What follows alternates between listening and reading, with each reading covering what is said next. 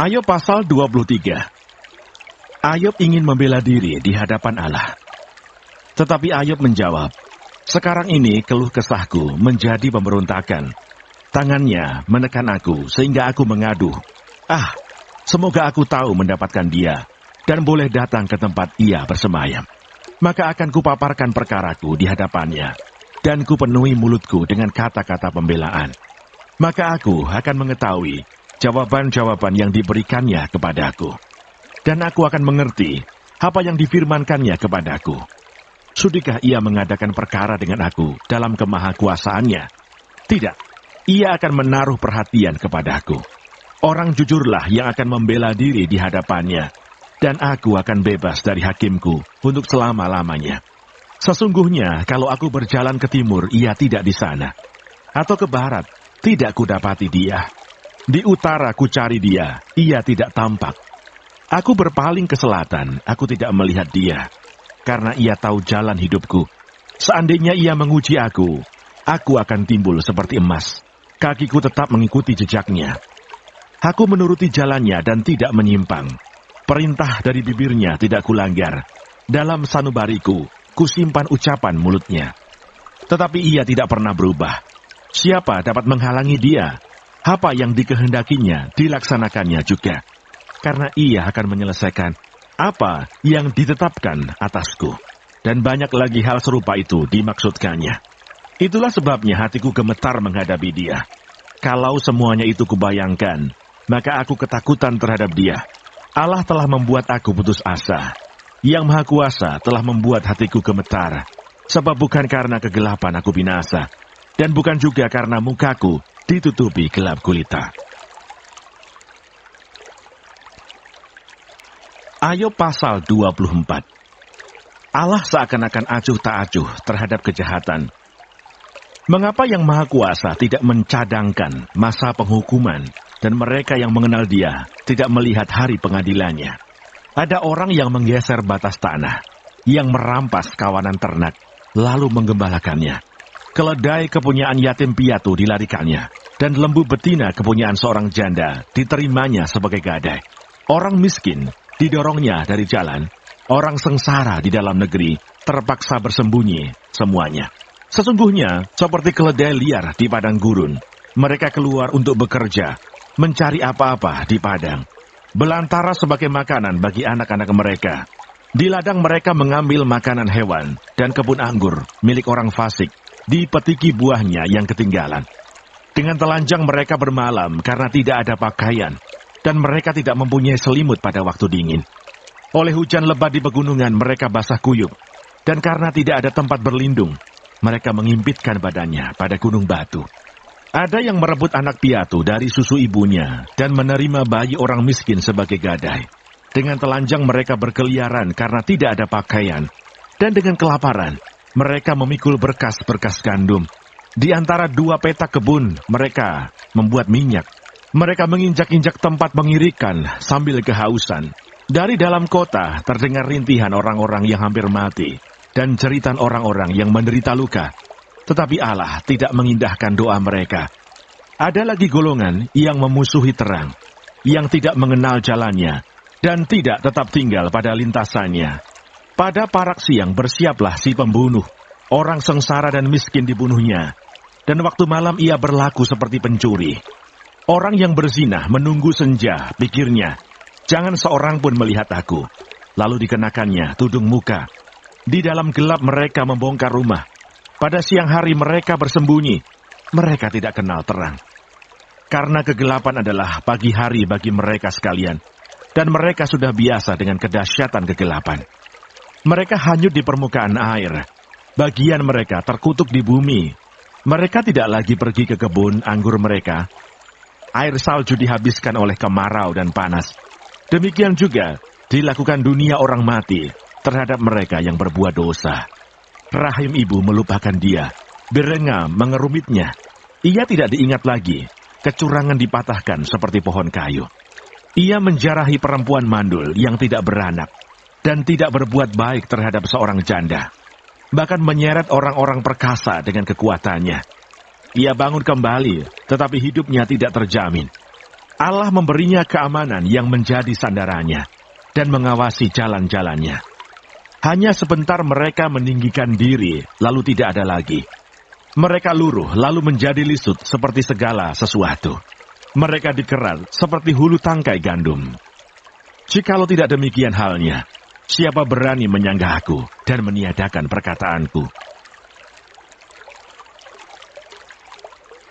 Ayub pasal 25. Pendapat Bildad bahwa tidak seorang pun benar di hadapan Allah. Maka Bildad orang Suah menjawab, kekuasaan dan kedahsyatan ada pada Dia, yang menyelenggarakan damai di tempatnya yang tinggi. Dapatkah dihitung pasukannya, dan siapakah yang tidak disinari terangnya? Bagaimana manusia benar di hadapan Allah, dan bagaimana orang yang dilahirkan perempuan itu bersih? Sesungguhnya, bahkan bulan pun tidak terang, dan bintang-bintang pun tidak cerah di matanya. Lebih-lebih lagi manusia yang adalah Berenga, anak manusia, yang adalah ulat. Ayub pasal 26. Jawab Ayub, siapa dapat mengerti kebesaran Allah? Tetapi Ayub menjawab, alangkah baiknya bantuanmu kepada yang tidak kuat, dan pertolonganmu kepada lengan yang tidak berdaya. Alangkah baiknya nasihatmu kepada orang yang tidak mempunyai hikmat, dan pengertian yang kau ajarkan dengan limpahnya. Atas anjuran siapakah engkau mengucapkan perkataan-perkataan itu? Dan gagasan siapakah yang kau nyatakan? Roh-roh di bawah menggeletar, demikian juga air dan penghuninya. Dunia orang mati terbuka di hadapan Allah. Tempat kebinasaan pun tidak ada tutupnya. Allah membentangkan utara di atas kekosongan, dan menggantungkan bumi pada kehampaan. Ia membungkus air di dalam awannya, namun awan itu tidak robek.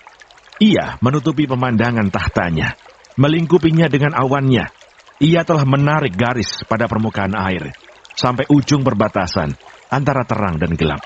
Tiang-tiang langit bergoyang-goyang, tercengang-cengang oleh hardiknya. Ia telah meneduhkan langit dengan kuasanya, dan meremukkan Rahab dengan kebijaksanaannya. Oleh nafasnya langit menjadi cerah, tangannya menembus ular yang tangkas. Sesungguhnya, semuanya itu hanya ujung-ujung jalannya. Betapa lembutnya bisikan yang kita dengar daripadanya. Siapa dapat memahami guntur kuasanya? Ayub pasal 27. Tidak ada harapan bagi orang fasik. Maka Ayub melanjutkan uraiannya.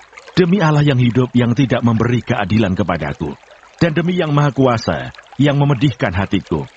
Selama nafasku masih ada padaku, dan roh Allah masih di dalam lubang hidungku, maka bibirku sungguh-sungguh tidak akan mengucapkan kecurangan, dan lidahku tidak akan melahirkan tipu daya. Aku sama sekali tidak membenarkan kamu. Sampai binasa, aku tetap mempertahankan bahwa aku tidak bersalah.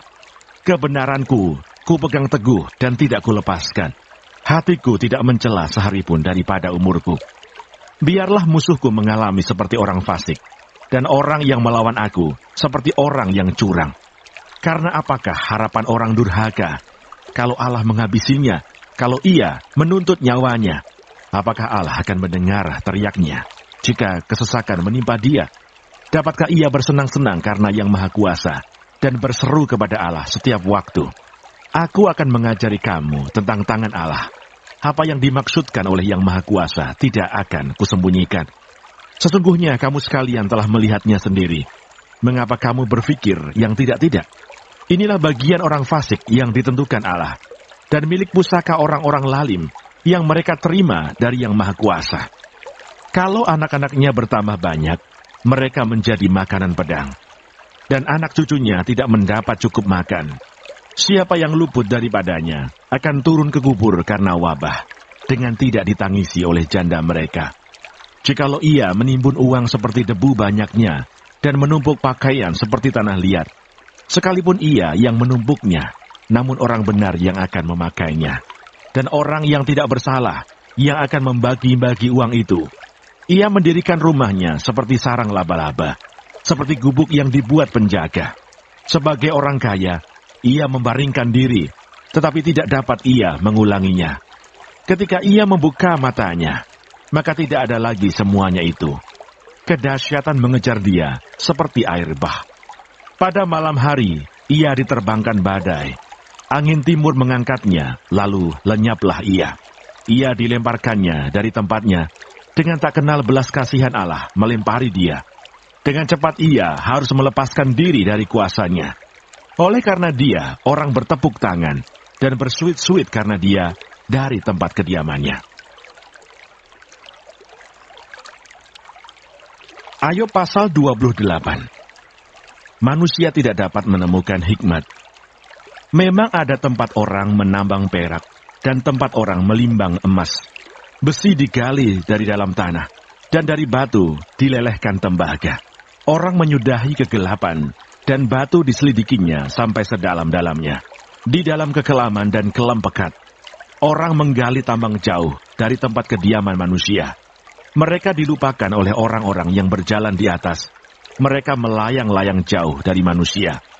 Tanah yang menghasilkan pangan, di bawahnya dibongkar bangkir seperti oleh api. Batunya adalah tempat menemukan lazurit yang mengandung emas urai. Jalan ke sana tidak dikenal seekor burung buas pun, dan mata elang tidak melihatnya. Binatang yang ganas tidak menginjakkan kakinya di sana, dan singa tidak melangkah melaluinya. Manusia melekatkan tangannya pada batu yang keras. Ia membongkar bangkir gunung-gunung sampai pada akar-akarnya. Di dalam gunung batu, ia menggali terowongan, dan matanya melihat segala sesuatu yang berharga. Air sungai yang merembes di bendungnya, dan apa yang tersembunyi di bawahnya ke tempat terang. Tetapi di mana hikmat dapat diperoleh? Di mana tempat akal budi? Jalan ke sana tidak diketahui manusia, dan tidak didapati di negeri orang hidup. Kata samudra raya, ia tidak terdapat di dalamku, dan kata laut, ia tidak ada padaku. Untuk gantinya tidak dapat diberikan emas murni, dan harganya tidak dapat ditimbang dengan perak. Ia tidak dapat dinilai dengan emas ofir, ataupun dengan permata krisopras yang mahal, atau dengan permata lazurit. Tidak dapat diimbangi oleh emas atau kaca, ataupun ditukar dengan permata dari emas tua. Baik gewang, baik hablur, tidak terhitung lagi. Memiliki hikmat adalah lebih baik daripada mutiara. Permata krisolit Ethiopia tidak dapat mengimbanginya. Ia tidak dapat dinilai dengan emas murni. Hikmat itu dari manakah datangnya? Atau akal budi, di manakah tempatnya? Ia terlindung dari mata segala yang hidup, bahkan tersembunyi bagi burung di udara. Kebinasaan dan maut berkata, hanya desas-desusnya yang sampai ke telinga kami. Allah mengetahui jalan ke sana. Ia juga mengenal tempat kediamannya, karena ia memandang sampai ke ujung-ujung bumi dan melihat segala sesuatu yang ada di kolong langit. Ketika ia menetapkan kekuatan angin dan mengatur banyaknya air, ketika ia membuat ketetapan bagi hujan dan jalan bagi kilat guruh, ketika itulah ia melihat hikmat, lalu memberitakannya, menetapkannya, bahkan menyelidikinya. Tetapi kepada manusia ia berfirman, sesungguhnya takut akan Tuhan itulah hikmat, dan menjauhi kejahatan itulah akal budi. Ayub pasal 29. Kemuliaan yang dahulu dan kesengsaraan yang sekarang. Maka Ayub melanjutkan uraiannya. Kiranya aku seperti dalam bulan-bulan yang silam, seperti pada hari-hari ketika Allah melindungi aku, ketika pelitanya bersinar di atas kepalaku, dan di bawah terangnya aku berjalan dalam gelap.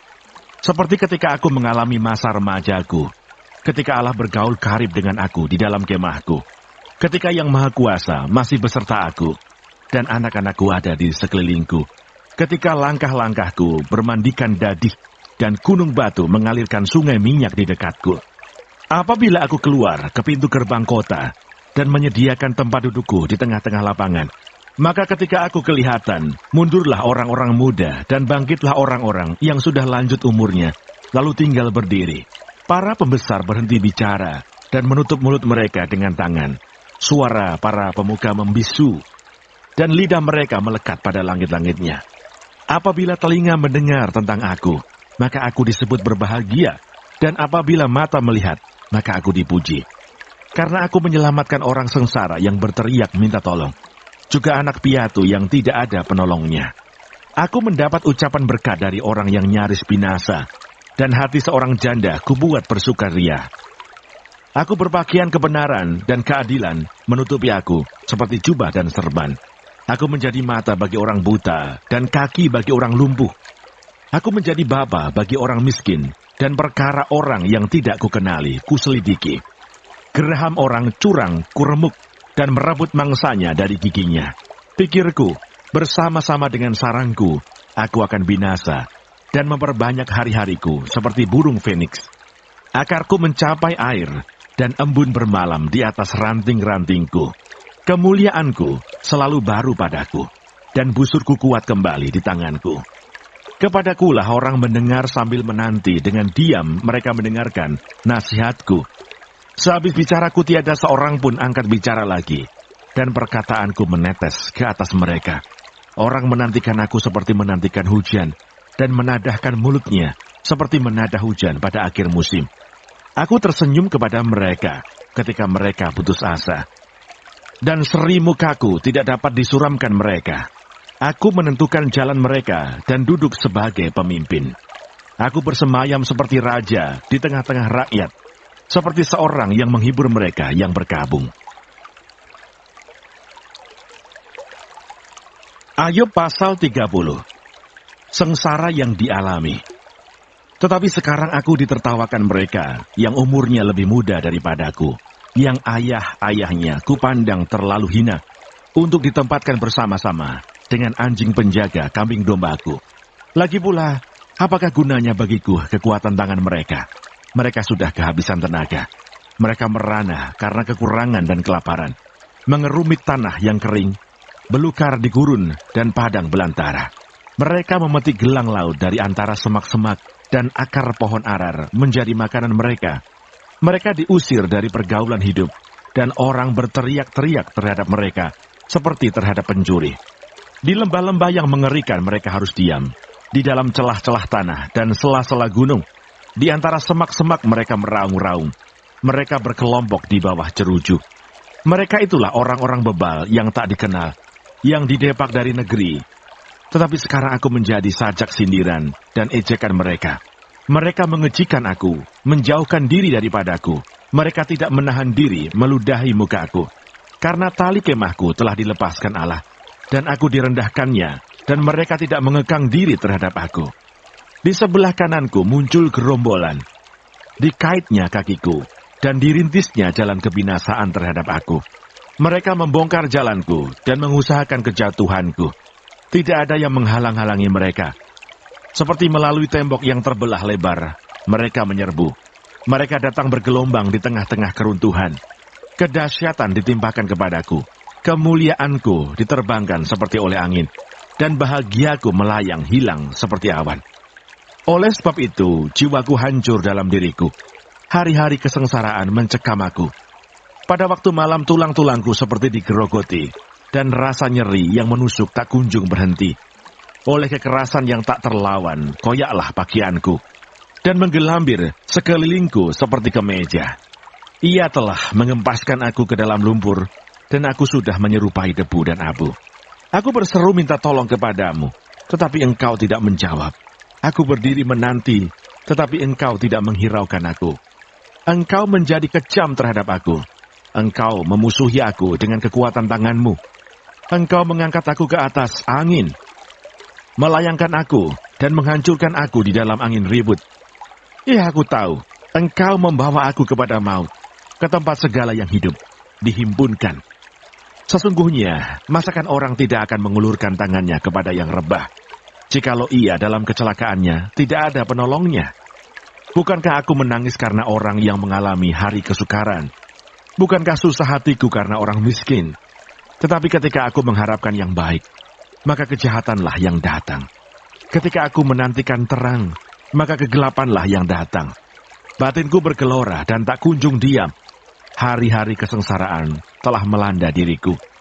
Dengan sedih, dengan tidak terhibur, aku berkeliaran. Aku berdiri di tengah-tengah jemaah sambil berteriak minta tolong. Aku telah menjadi saudara bagi serigala dan kawan bagi burung onta. Kulitku menjadi hitam dan mengelupas dari tubuhku.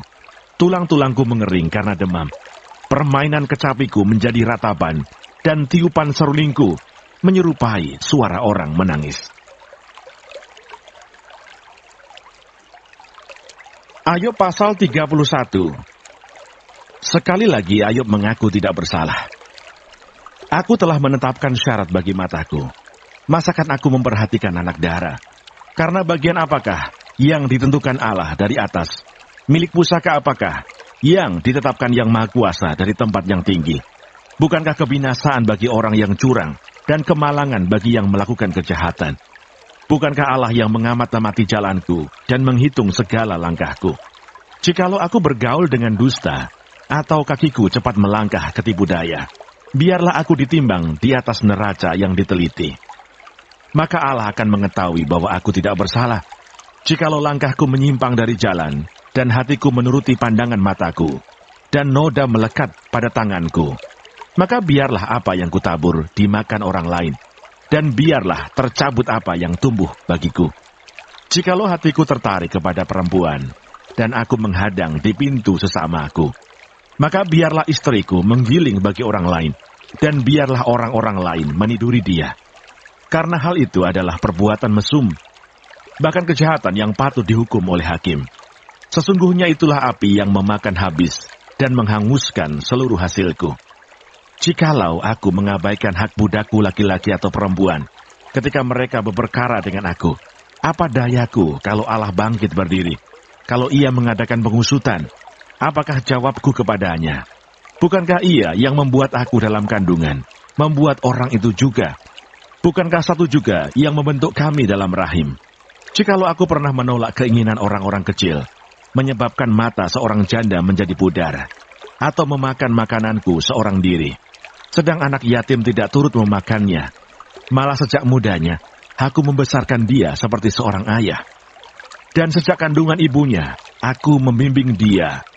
Jikalau aku melihat orang mati karena tidak ada pakaian, atau orang miskin yang tidak mempunyai selimut, dan pinggangnya tidak meminta berkat bagiku, dan tidak dipanaskannya tubuhnya dengan kulit bulu dombaku, jikalau aku mengangkat tanganku melawan anak yatim, karena di pintu gerbang, aku melihat ada yang membantu aku, maka biarlah tulang belikatku lepas dari bahuku, dan lenganku dipatahkan dari persendiannya.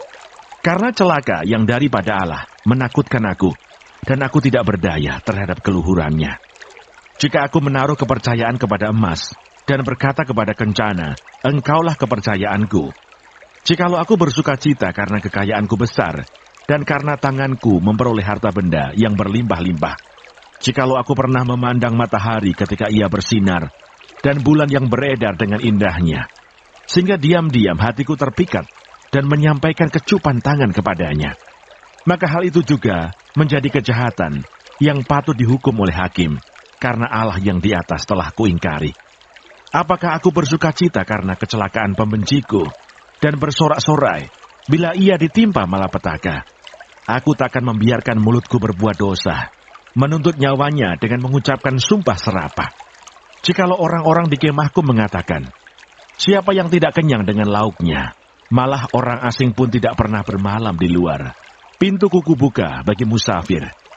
Jikalau aku menutupi pelanggaranku seperti manusia, dengan menyembunyikan kesalahanku dalam hatiku, karena aku takuti khalayak rame, dan penghinaan kaum keluarga mengagetkan aku, sehingga aku berdiam diri dan tidak keluar dari pintu. Sekiranya ada yang mendengarkan aku. Inilah tanda tanganku. Hendaklah Yang Maha Kuasa menjawab aku. Sekiranya ada surat tuduhan yang ditulis lawanku, sungguh, surat itu akan kupikul, dan akan kupakai bagaikan mahkota. Setiap langkahku akan kuberitahukan kepadanya. Selaku pemuka, aku akan menghadap dia. Jikalau ladangku berteriak karena aku, dan alur bajaknya menangis bersama-sama, jikalau aku memakan habis hasilnya dengan tidak membayar dan menyusahkan pemilik-pemiliknya, maka biarlah bukan gandum yang tumbuh, tetapi onak, dan bukan jelai, tetapi lalang. Sekianlah kata-kata Ayub. Ayub pasal 32. Kata-kata Elihu. Elihu merasa juga berhak untuk mengemukakan pendapat. Maka ketika orang itu menghentikan sanggahan mereka terhadap Ayub, karena ia menganggap dirinya benar, lalu marahlah Elihu bin Barakeel, orang Bus dari kaum Ram. Ia marah terhadap Ayub, karena ia menganggap dirinya lebih benar daripada Allah. Dan ia juga marah terhadap ketiga orang sahabat itu, karena mereka mempersalahkan Ayub, meskipun tidak dapat memberikan sanggahan. Elihu menangguhkan bicaranya dengan Ayub, karena mereka lebih tua daripada dia. Tetapi setelah dilihatnya bahwa mulut ketiga orang itu tidak lagi memberi sanggahan, maka marahlah ia.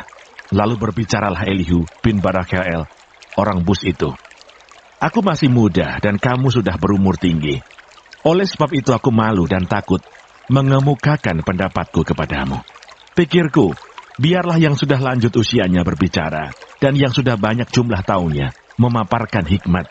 Tetapi roh yang di dalam manusia dan nafas yang maha kuasa, itulah yang memberi kepadanya pengertian. Bukan orang yang lanjut umurnya yang mempunyai hikmat, bukan orang yang sudah tua yang mengerti keadilan. Oleh sebab itu aku berkata, dengarkanlah aku. Aku pun akan mengemukakan pendapatku. Ketahuilah aku telah menantikan kata-katamu. Aku telah memperhatikan pemikiranmu, hingga kamu menemukan kata-kata yang tepat. Kepadamulah kupusatkan perhatianku. Tetapi sesungguhnya, tiada seorang pun yang mengecam Ayub. Tiada seorang pun di antara kamu menyanggah perkataannya. Jangan berkata sekarang, kami sudah mendapatkan hikmat. Hanya Allah yang dapat mengalahkan dia, bukan manusia.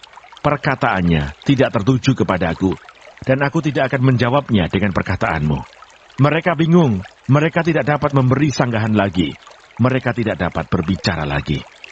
Haruskah aku menunggu karena mereka putus bicara? Karena mereka berdiri di sana dan tidak memberi sanggahan lagi. Aku pun hendak memberi sanggahan pada giliranku. Aku pun akan mengemukakan pendapatku, karena aku tumpat dengan kata-kata. Semangat yang ada dalam diriku mendesak aku. Sesungguhnya batinku seperti anggur yang tidak mendapat jalan hawa. Seperti kirbat baru yang akan meletup. Aku harus berbicara supaya mereka lega. Aku harus membuka mulutku dan memberi sanggahan. Aku tidak akan memihak kepada siapapun dan tidak akan menyanjung-nyanjung siapapun. Karena aku tidak tahu menyanjung-nyanjung. Jika demikian, maka segera pembuatku akan mencabut nyawaku. Ayub pasal 33. Allah berfirman kepada manusia dengan berbagai-bagai cara. Akan tetapi sekarang, hai Ayub, dengarkanlah bicaraku, dan bukalah telingamu kepada segala perkataanku.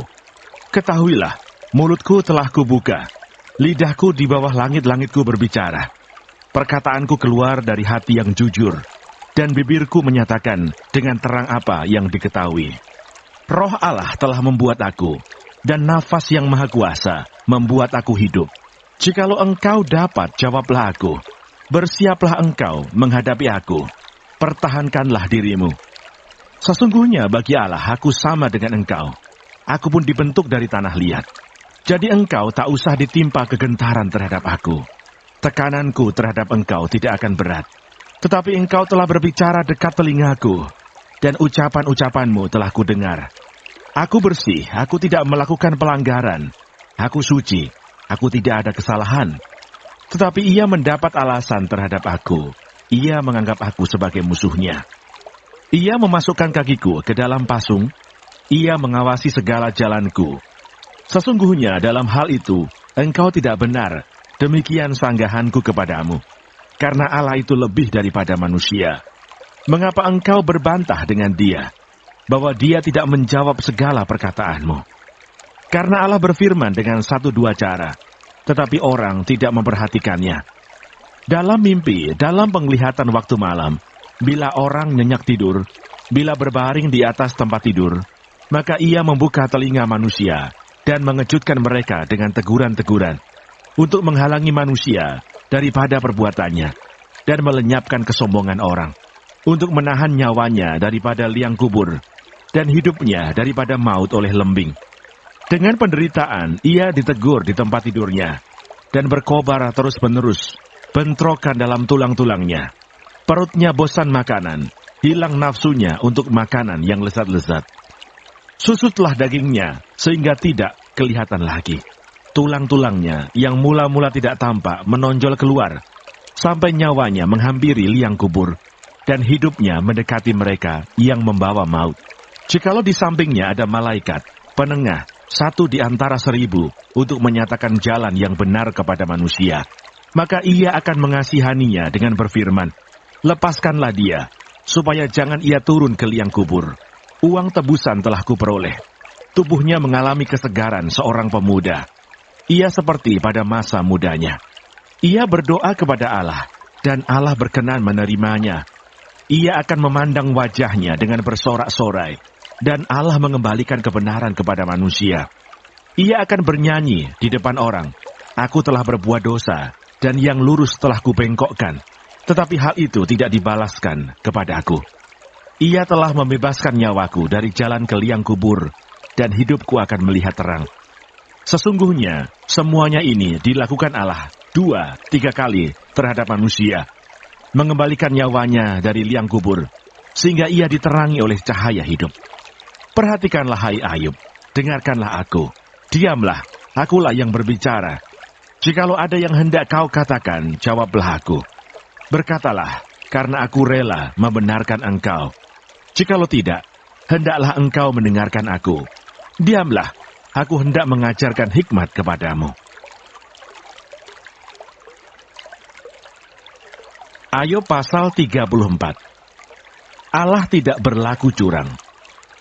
Maka berbicaralah Elihu, dengarkanlah perkataanku, kamu orang-orang yang mempunyai hikmat, berilah telinga kepadaku, kamu orang-orang yang berakal budi, karena telinga itu menguji kata-kata, seperti langit-langit mencecap makanan. Biarlah kita memutuskan bagi kita sendiri apa yang adil, menentukan bersama-sama apa yang baik. Karena Ayub berkata, aku benar, tetapi Allah mengambil hakku. Kendati aku mempunyai hak, aku dianggap berdusta. Sekalipun aku tidak melakukan pelanggaran, lukaku tidak dapat sembuh lagi. Siapakah seperti Ayub, yang minum hujatan terhadap Allah seperti air, yang mencari persekutuan dengan orang-orang yang melakukan kejahatan, dan bergaul dengan orang-orang fasik, karena ia telah berkata, tidak berguna bagi manusia kalau ia dikenan Allah. Oleh sebab itu, kamu orang-orang yang berakal budi, dengarkanlah aku. Jauhkanlah daripada Allah untuk melakukan kefasikan, dan daripada yang Maha Kuasa untuk berbuat curang. Malah ia mengganjar manusia sesuai perbuatannya, dan membuat setiap orang mengalami sesuai kelakuannya. Sungguh, Allah tidak berlaku curang. Yang Maha Kuasa tidak membengkokkan keadilan. Siapa mempercayakan bumi kepadanya? Siapa membebankan alam semesta kepadanya? Jikalau ia menarik kembali rohnya dan mengembalikan nafasnya padanya, maka binasalah bersama-sama segala yang hidup dan kembalilah manusia kepada debu. Jikalau engkau berakal budi, dengarkanlah ini. Pasanglah telinga kepada apa yang kuucapkan. Dapatkah pembenci keadilan memegang kekuasaan? Dan apakah engkau mau mempermasalahkan dia yang adil dan perkasa? Dia yang berfirman kepada raja, hai orang Durusila, kepada para bangsawan, hai orang fasik. Dia yang tidak memihak kepada para pembesar, dan tidak mengutamakan orang yang terkemuka daripada orang kecil, karena mereka sekalian adalah buatan tangannya. Dalam sekejap mata mereka mati. Ya, pada tengah malam, orang dikejutkan dan binasa. Mereka yang perkasa dilenyapkan bukan oleh tangan orang. Karena matanya mengawasi jalan manusia, dan ia melihat segala langkahnya. Tidak ada kegelapan ataupun kelam kabut, di mana orang-orang yang melakukan kejahatan dapat bersembunyi. Karena bagi manusia, ia tidak menentukan waktu untuk datang menghadap Allah supaya diadili. Orang-orang yang perkasa diremukkannya dengan tidak diperiksa, dan orang-orang lain diangkatnya ganti mereka. Jadi, ia mengetahui perbuatan mereka, dan menggulingkan mereka di waktu malam, sehingga mereka hancur lebur. Mereka ditamparnya karena kefasikan mereka, dengan dilihat orang banyak, karena mereka meninggalkannya, dan tidak mengindahkan satupun daripada jalannya. Sehingga mereka menyebabkan jeritan orang miskin naik ke hadapannya, dan ia mendengar jeritan orang sengsara. Kalau dia berdiam diri, siapa akan menjatuhkan hukuman? Kalau dia menyembunyikan wajahnya, siapa akan melihat dia? Baik itu sesuatu bangsa atau orang seorang. Supaya jangan menjadi raja orang fasik yang adalah jerat bagi orang banyak. Tetapi kalau seseorang berkata kepada Allah, aku telah menyombongkan diri, tetapi aku tidak akan lagi berbuat jahat. Apa yang tidak ku mengerti, ajarkanlah kepadaku. Jikalau aku telah berbuat curang, maka aku tidak akan berbuat lagi. Menurut hematmu, apakah Allah harus melakukan pembalasan karena engkau yang menolak? Jadi engkau jugalah yang harus memutuskan, bukan aku. Katakanlah apa yang engkau tahu. Maka orang-orang yang berakal budi dan orang yang mempunyai hikmat, yang mendengarkan aku akan berkata kepadaku, Ayub berbicara tanpa pengetahuan, dan perkataannya tidak mengandung pengertian. Kiranya Ayub diuji terus-menerus, karena ia menjawab seperti orang-orang jahat. Karena ia menambahkan dosanya dengan pelanggaran, ia mengepalkan tangan di antara kami, dan banyak bicara terhadap Allah. Ayub pasal 35. Allah memperhatikan penderitaan manusia. Maka berbicaralah Elihu, inikah yang kau anggap adil dan yang kau sebut kebenaranku di hadapan Allah? Kalau engkau bertanya, apakah gunanya bagiku? Apakah kelebihanku bila aku berbuat dosa? Akulah yang akan memberi jawab kepadamu dan kepada sahabat-sahabatmu bersama-sama dengan engkau. Arahkan pandanganmu ke langit dan lihatlah, perhatikanlah awan-awan yang lebih tinggi daripadamu. Jikalau engkau berbuat dosa, apa yang akan kau lakukan terhadap dia? Kalau pelanggaranmu banyak, apa yang kau buat terhadap dia? Jikalau engkau benar, apakah yang kau berikan kepada dia? Atau apakah yang diterimanya dari tanganmu? Hanya orang seperti engkau yang dirugikan oleh kefasikanmu, dan hanya anak manusia yang diuntungkan oleh kebenaranmu. Orang menjerit oleh karena banyaknya penindasan, berteriak minta tolong oleh karena kekerasan orang-orang yang berkuasa. Tetapi orang tidak bertanya, di mana Allah yang membuat aku, dan yang memberi nyanyian pujian di waktu malam, yang memberi kita akal budi melebihi binatang di bumi, dan hikmat melebihi burung di udara. Ketika itu orang menjerit, tetapi ia tidak menjawab, oleh karena kecongkakan orang-orang jahat. Sungguh, teriakan yang kosong tidak didengar Allah, dan tidak dihiraukan oleh Yang Maha Kuasa. Lebih-lebih lagi kalau engkau berkata bahwa engkau tidak melihat dia, bahwa perkaramu sudah diadukan ke hadapannya, tetapi masih juga engkau menanti-nantikan dia. Tetapi sekarang, karena murkanya tidak menghukum, dan ia tidak terlalu mempedulikan pelanggaran, maka Ayub berbesar mulut dengan sia-sia, banyak bicara tanpa pengertian. Ayub pasal 36. Tujuan sengsara ialah pertobatan. Berkatalah Elihu selanjutnya, bersabarlah sebentar, aku akan mengajar engkau, karena masih ada yang hendak kukatakan demi Allah. Aku akan meraih pengetahuanku dari jauh, dan membenarkan pembuatku, karena sungguh-sungguh bukan dusta perkataanku. Seorang yang sempurna pengetahuannya menghadapi engkau. Ketahuilah Allah itu perkasa, namun tidak memandang hina apapun. Ia perkasa dalam kekuatan akal budi. Ia tidak membiarkan orang fasik hidup, tetapi memberi keadilan kepada orang-orang sengsara. Ia tidak mengalihkan pandangan matanya dari orang benar, tetapi menempatkan mereka untuk selama-lamanya di samping raja-raja di atas tahta, sehingga mereka tinggi martabatnya. Jikalau mereka dibelenggu dengan rantai, tertangkap dalam tali kesengsaraan, maka ia memperingatkan mereka kepada perbuatan mereka dan kepada pelanggaran mereka, karena mereka berlaku congkak, dan ia membukakan telinga mereka bagi ajaran, dan menyuruh mereka berbalik dari kejahatan. Jikalau mereka mendengar dan takluk, maka mereka hidup mujur sampai akhir hari-hari mereka, dan senang sampai akhir tahun-tahun mereka.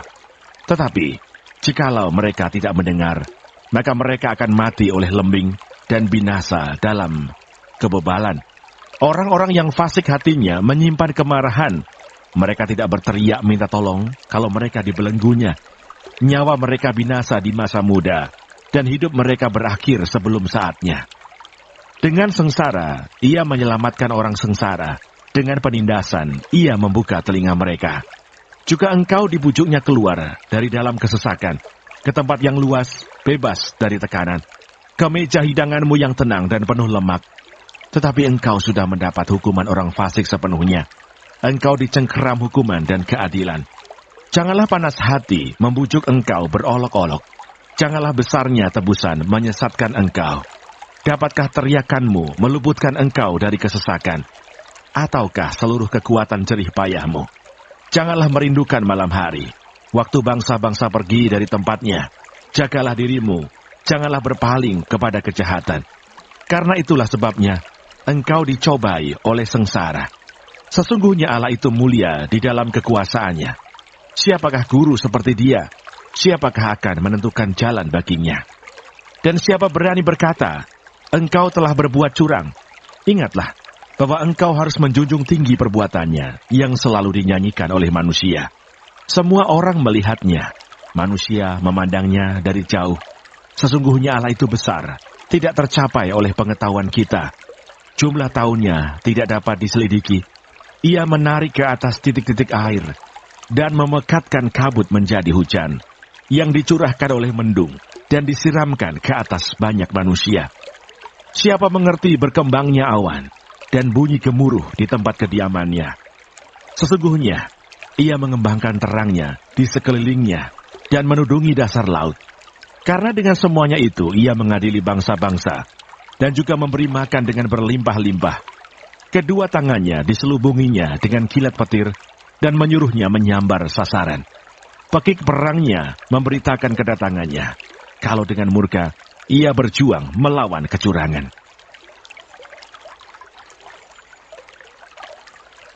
Ayub pasal 37.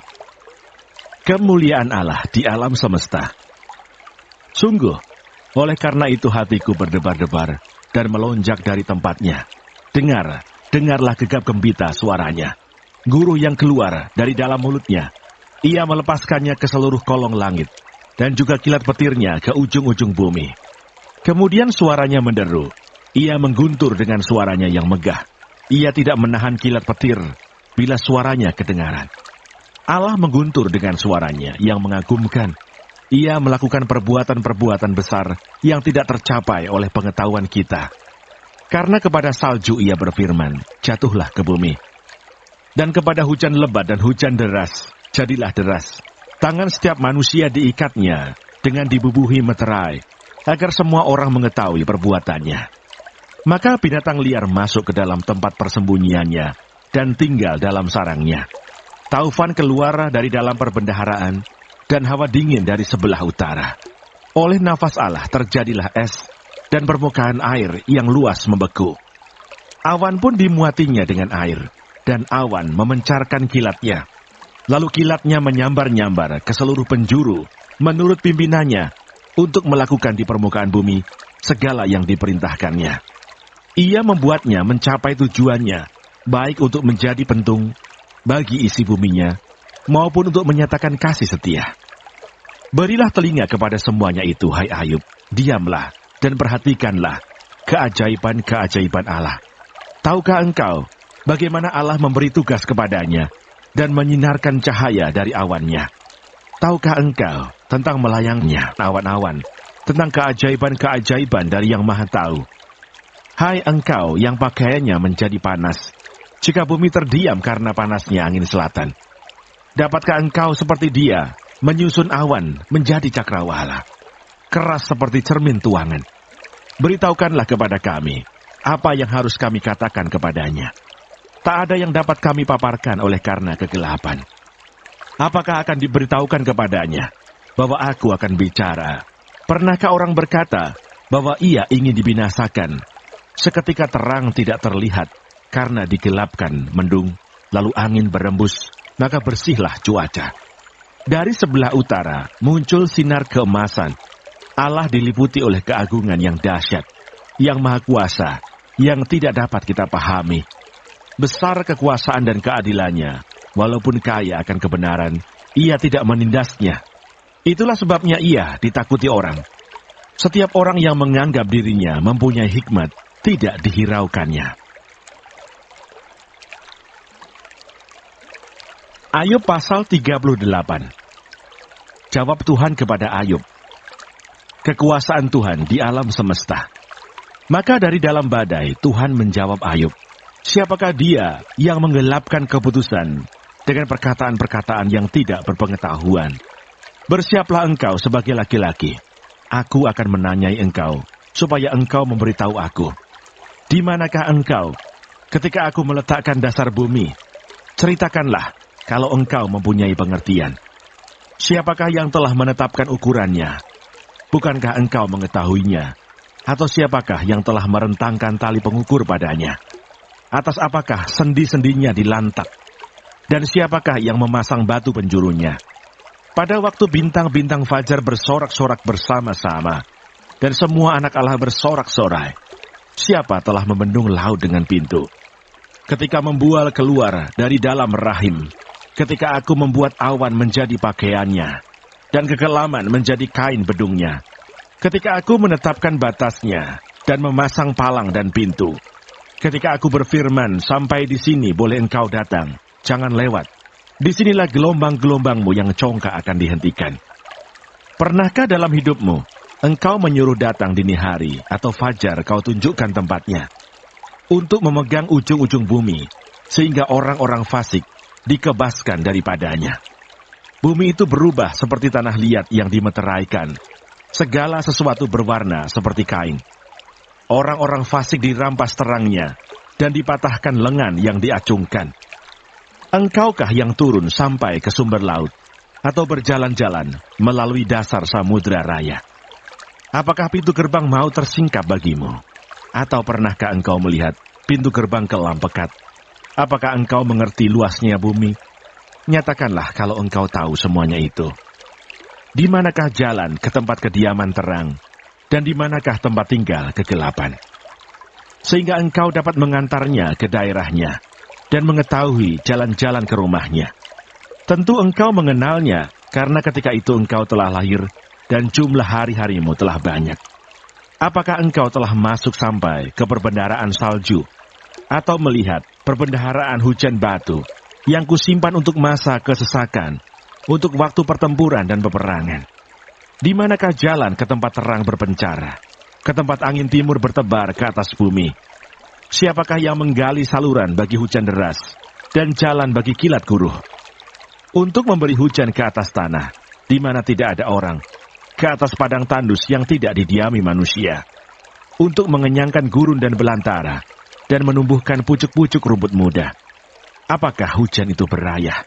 Atau siapakah yang menyebabkan lahirnya titik air embun? Dari dalam kandungan siapakah keluar air beku?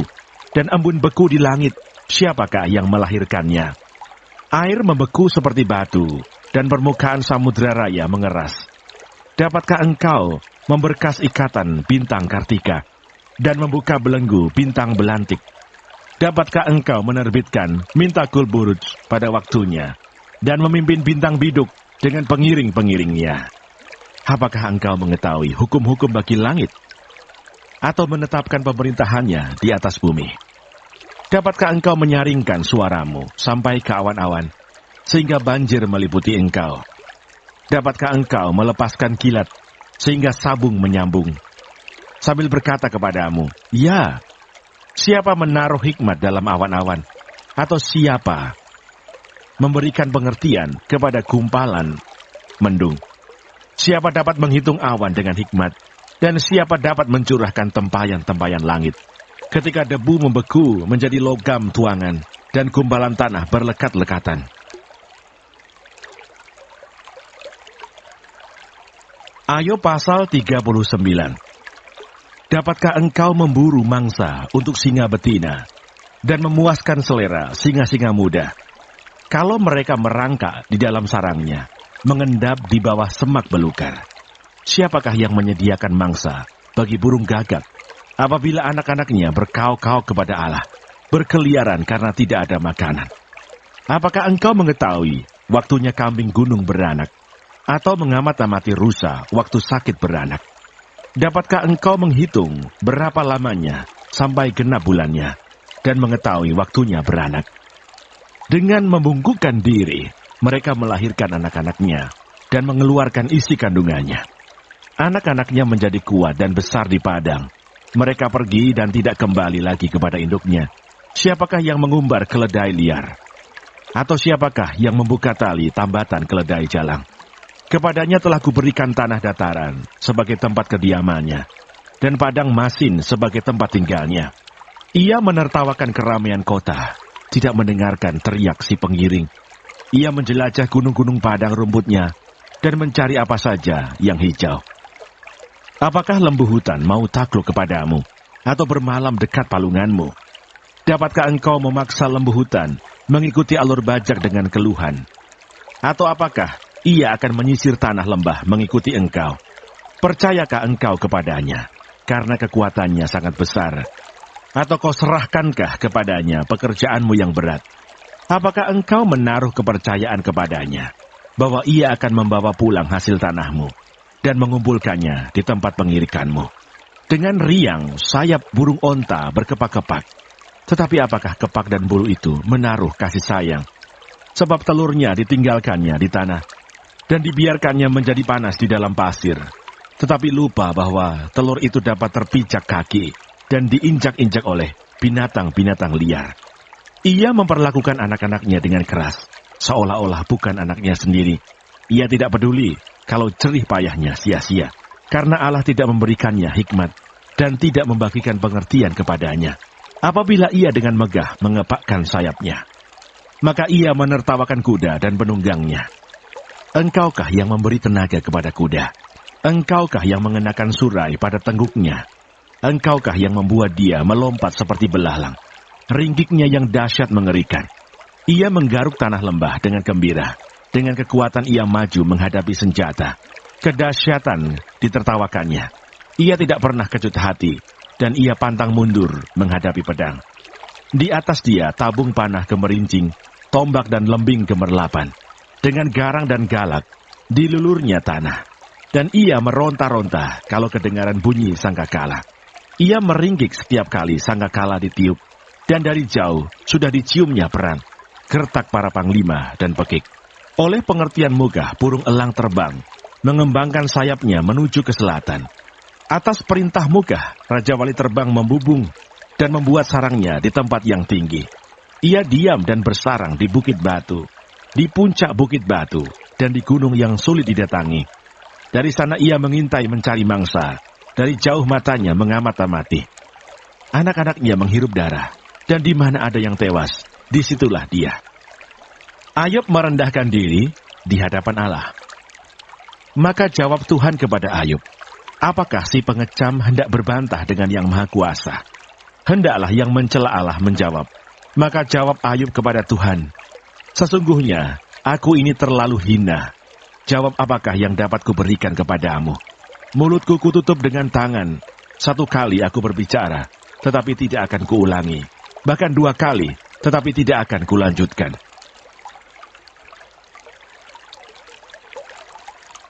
Ayub pasal 40. Tuhan menantang Ayub. Maka dari dalam badai, Tuhan menjawab Ayub, bersiaplah engkau sebagai laki-laki. Aku akan menanyai engkau, dan engkau memberitahu aku. Apakah engkau hendak meniadakan pengadilanku, mempersalahkan aku, supaya engkau dapat membenarkan dirimu? Apakah lenganmu seperti lengan Allah, dan dapatkah engkau mengguntur seperti dia? Hiasilah dirimu dengan kemegahan dan keluhuran, kenakanlah keagungan dan semarak, luapkanlah marahmu yang bergelora. Amat-amatilah setiap orang yang congkak dan rendahkanlah dia. Amat-amatilah setiap orang yang congkak, tundukkanlah dia, dan hancurkanlah orang-orang fasik di tempatnya. Pendamlah mereka bersama-sama dalam debu. Kurunglah mereka di tempat yang tersembunyi. Maka aku pun akan memuji engkau, karena tangan kananmu memberi engkau kemenangan. Lukisan tentang kuda Nil. Perhatikanlah kuda Nil yang telah kubuat, seperti juga engkau. Ia makan rumput seperti lembu. Perhatikanlah tenaga di pinggangnya, kekuatan pada urat-urat perutnya. Ia meregangkan ekornya seperti pohon aras. Otot-otot pahanya berjalin-jalinan. Tulang-tulangnya seperti pembuluh tembaga. Kerangkanya seperti batang besi. Dia yang pertama dibuat Allah. Makhluk yang diberinya bersenjatakan pedang. Iya, bukit-bukit mengeluarkan hasil baginya, di mana binatang-binatang liar bermain-main. Di bawah tumbuhan teratai ia menderum, tersembunyi dalam gelagah dan payah. Tumbuh-tumbuhan teratai menaungi dia dengan bayang-bayangnya. Pohon-pohon gandarusa mengelilinginya. Sesungguhnya biarpun sungai sangat kuat arusnya, ia tidak gentar. Ia tetap tenang. Biarpun sungai Yordan meluap melanda mulutnya, dapatkah orang menangkap dia dari muka, mencocok hidungnya dengan keluhan? Lukisan tentang buaya. Dapatkah engkau menarik buaya dengan kail, atau menghimpit lidahnya dengan tali? Dapatkah engkau mengenakan tali rotan pada hidungnya, mencocok rahangnya dengan kaitan? Mungkinkah ia mengajukan banyak permohonan belas kasihan kepadamu, atau berbicara dengan lemah lembut kepadamu? Mungkinkah ia mengikat perjanjian dengan engkau, sehingga engkau mengambil dia menjadi hamba untuk selama-lamanya? Dapatkah engkau bermain-main dengan dia seperti dengan burung, dan mengikat dia untuk anak-anakmu perempuan? Mungkinkah kawan-kawan nelayan memperdagangkan dia, atau membagi-bagikan dia di antara pedagang-pedagang? Dapatkah engkau menusuki kulitnya dengan serampang, dan kepalanya dengan tempuling? Letakkan tanganmu ke atasnya. Ingatlah pertarungannya, engkau tak akan melakukannya lagi. Sesungguhnya, harapanmu hampa. Baru saja melihat dia, orang sudah terbanting. Ayub pasal 41. Orang yang nekat pun takkan berani membangkitkan marahnya. Siapakah yang dapat bertahan di hadapan aku? Siapakah yang menghadapi aku, yang kubiarkan tetap selamat? Apa yang ada di seluruh kolong langit adalah kepunyaanku. Aku tidak akan berdiam diri tentang anggota-anggota badannya, tentang keperkasaannya, dan perawakannya yang tampan. Siapakah dapat menyingkapkan pakaian luarnya? Baju zirahnya yang berlapis dua, siapakah dapat menembusnya? Siapa dapat membuka pintu moncongnya? Di sekeliling giginya ada kengerian. Punggungnya adalah perisai-perisai yang bersusun, terlekat rapat seperti meterai. Rapat hubungannya yang satu dengan yang lain, sehingga angin tidak dapat masuk. Yang satu melekat pada yang lain, bertautan tak terceraikan lagi. Bersinnya menyinarkan cahaya, matanya laksana merekahnya fajar. Dari dalam mulutnya keluar suluh, dan berpancaran bunga api. Dari dalam lubang hidungnya mengepul uap, bagaikan dari dalam belanga yang mendidih dan menggelegak isinya. Nafasnya menyalakan bara. Dan nyala api keluar dari dalam mulutnya. Di dalam tengguknya ada kekuatan, ketakutan berlompatan di hadapannya. Daging gelambirnya berlekatan, melekat padanya, tidak tergerak. Hatinya keras seperti batu kilangan bawah. Bila ia bangkit, maka semua yang berkuasa menjadi gentar, menjadi bingung karena ketakutan. Bila ia diserang dengan pedang, ia tidak mempan. Demikian juga dengan tombak, seligi atau lembing. Besi dirasanya seperti jerami, tembaga seperti kayu lapuk. Anak panah tidak dapat menghalau dia. Batu umban seolah-olah berubah padanya menjadi jerami. Gada dianggapnya jerami, dan ia menertawakan desingan lembing. Pada bagian bawahnya ada tembikar yang runcing. Ia membujur di atas lumpur, seperti pengeretan pengirik. Lubuk dibuatnya berbual-bual seperti periuk. Laut dijadikannya tempat memasak campuran rempah-rempah. Ia meninggalkan jejak yang bercahaya, sehingga samudera raya disangka orang rambut putih. Tidak ada taranya di atas bumi. Itulah makhluk yang tidak mengenal takut.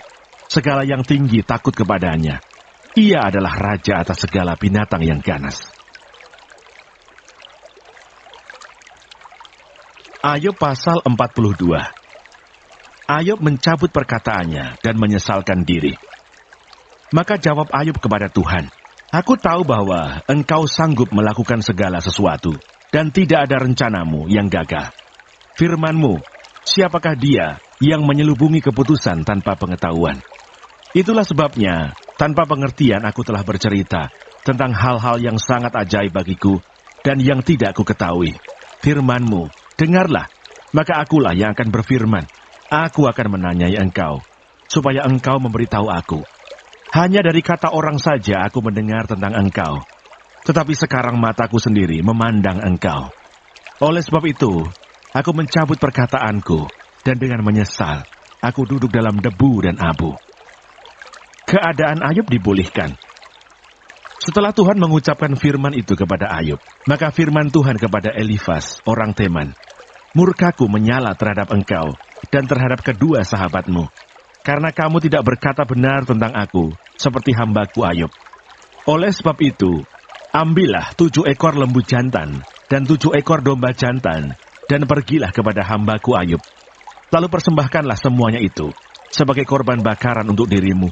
Dan baiklah hambaku Ayub meminta doa untuk kamu, karena hanya permintaannya lah yang akan kuterima, supaya aku tidak melakukan aniaya terhadap kamu. Sebab kamu tidak berkata benar tentang aku, seperti hambaku Ayub. Maka pergilah Elifas orang Teman, Bildad orang Suah, dan Zofar orang Naamah. Lalu mereka melakukan seperti yang difirmankan Tuhan kepada mereka. Dan Tuhan menerima permintaan Ayub. Lalu Tuhan memulihkan keadaan Ayub. Setelah ia meminta doa untuk sahabat-sahabatnya, dan Tuhan memberikan kepada Ayub 2 kali lipat dari segala kepunyaannya dahulu. Kemudian datanglah kepadanya semua saudaranya laki-laki dan perempuan, dan semua kenalannya yang lama, dan makan bersama-sama dengan dia di rumahnya. Mereka menyatakan turut berduka cita dan menghibur dia oleh karena segala malapetaka yang telah ditimpakan Tuhan kepadanya. Dan mereka masing-masing memberi dia uang 1 kesita dan sebuah cincin emas. Tuhan memberkati Ayub dalam hidupnya yang selanjutnya lebih daripada dalam hidupnya yang dahulu. Ia mendapat 14.000 ekor kambing domba dan 6.000 onta, 1.000 pasang lembu, dan 1.000 ekor keledai betina. Ia juga mendapat 7 orang anak laki-laki dan 3 orang anak perempuan. Dan anak perempuan yang pertama diberinya nama Yemima, yang kedua Kesia, dan yang ketiga Keren Hapuh. Di seluruh negeri tidak terdapat perempuan yang secantik anak-anak Ayub, dan mereka diberi ayahnya milik pusaka di tengah-tengah saudara-saudaranya laki-laki. Sesudah itu Ayub masih hidup 140 tahun lamanya. Ia melihat anak-anaknya dan cucu-cucunya sampai keturunan yang keempat. Maka matilah Ayub, tua dan lanjut umur.